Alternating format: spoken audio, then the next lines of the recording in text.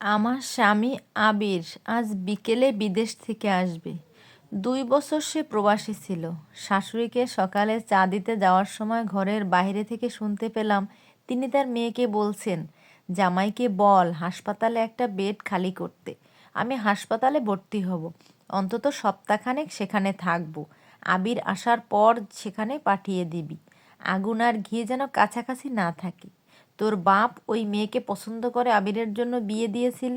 আবিরের পছন্দ ছিল না। তোর বাপ যেহেতু বেঁচে নাই, এখন ওই মেয়েকে বিদায় করতে আর সময় লাগবে না।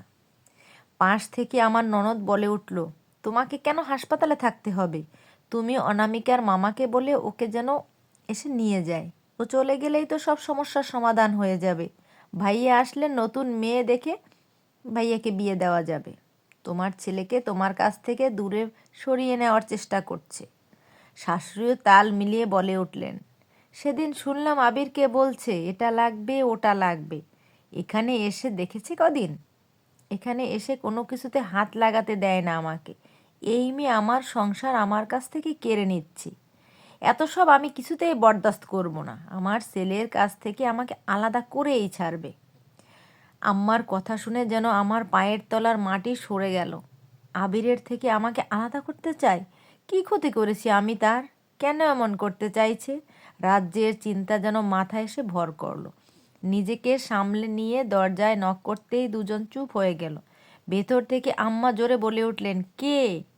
আম্মা, আমি চা নিয়ে এসেছিলাম, ভেতরে আসো। চা নিয়ে ভেতরে যেতেই আমার ননদ রুম থেকে বেরিয়ে এলো। আম্মাকে চা দিয়ে নিজের রুমে চলে আসবো তখনই তিনি আমাকে পিছন থেকে ডাক দিলেন। আমি কাছাকাছি গিয়ে দাঁড়ালাম। আম্মা চায়ে চুমুক দিয়ে কাপটা হাতে রেখেই বললেন, অনেক দিন তো হলো এখানে এসেছো, তোমাকে তো উঠিয়ে আনা নি। আমি তোমার মামাকে ফোন করে বলে দিচ্ছি তোমাকে যেন এসে নিয়ে যায়। আবির আসলে ওকে তোমাদের বাড়ি পাঠিয়ে দেব। ওর সাথে এখানে এসে আবার কয়েকদিন থেকে যেও। অনুষ্ঠান করে তোমাকে নিয়ে আসবো একেবারে, কিন্তু তার জন্য একটু সময় লাগবে। আমি বাধ্য মেয়ের মতো মাথা ঝাঁকালাম। আম্মার দুই সময় দুই রকম কথা আমার ভেতরে ঝড় তুলেছে। আবিরের সাথে আমার সংসার কি সত্যিই ভেঙে যাবে? আমি তো আম্মার সাথে কখনো খারাপ ব্যবহার করিনি। ওনাকে দেখতে ইচ্ছে করলেই চলে আসতাম। উনিও আমার সাথে ভালোভাবেই মিশতো, ভালোবাসতো আমাকে। কিন্তু হঠাৎ এত পরিবর্তন আমাকে যেন 10তলা ছাদ থেকে নিচে ধাক্কা দিয়ে ফেলে দিচ্ছে। আমি অল্পতে ভেঙে গুঁড়িয়ে যাওয়ার মেয়ে নই, তবুও নিজের সংসারের কথা চিন্তা করে ভীষণ ভয় লাগছে আজ। আম্মার সাথে কথা শেষ করে নিজের রুমে চলে আসলাম। খুব কান্না পাচ্ছে আমার। আম্মার সাথে কি খোলামেলা করে কথা বলা উচিত? মা মারা যাওয়ার পর মামার বাড়িতে মানুষ হয়েছি। মামিও কোনোদিন স্বার্থ ছাড়া ভালো ব্যবহার করেনি। মামা অত্যন্ত ভালো মানুষ। উনি ভালোর জন্যই হয়তো ওনার ওপর ভরসা করে বিয়েটা করেছিলাম। আমাকে পছন্দ করেছিলেন আমার শ্বশুর আব্বা। নিজের দেশের ছেলেকে বিদেশে থাকে, সে ছেলে দেশে ছিল না। ভিডিও কলের মাধ্যমে তিনি আমাদের বিয়ে দিয়েছিলেন। রুমে এসে খুব খারাপ লাগছে। কোনো কিছু বুঝতে না পেরে মামাকে কল দিলাম। 2বার রিং হতেই মামা কল রিসিভ করলেন। আমি জোরে একটা শ্বাস টেনে বললাম, মামা। মামা হয়তো ব্যস্ত ছিলেন, চারপাশে মানুষজনের উপস্থিতি বোঝা যাচ্ছে। মামাকে ডাকতেই তিনি তড়িঘড়ি করে আমার ডাকে জবাব দিয়ে বলে উঠলেন, কেমন আছিস রে মা? জামাই বাবার কি খবর? কখন আসবে? মামা, আমার শাশুড়ি তোমাকে কল দিবে হয়তো। আজ আসতে বললে তুমি একদম আসবে না। কেন, কি হয়েছে? মামা, আমার শাশুড়ি হয়তো আমাকে পছন্দ করছেন না। তোর শাশুড়ি? আমার বিশ্বাস হচ্ছে না অনু। তোর শাশুড়ি তো খুব ভালো মানুষ। তুই কি কিছু করেছিস? ভুল করলে মাপ চেয়ে নে মা।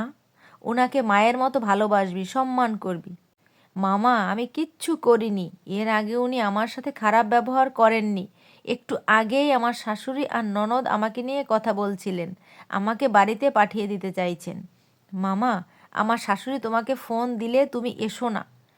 তুই একদম ভয় পাস না মা। মামার সাথে কথা বলে ফোনটা রেখে দিলাম। আমার ননদ নিশিতা এসে দরজার কাছে দাঁড়িয়ে বলল, আম্মা তোমাকে ডাকছে। এখন? হ্যাঁ। নিশিতা আবিরের ছোট বোন হওয়া সত্ত্বেও আমাকে কখনো ভাবি বলে না। আমিও সেটা নিয়ে কিছু বলি না। এ জীবনে যতটুকু সম্মান পেয়েছিলাম এটাই অনেক।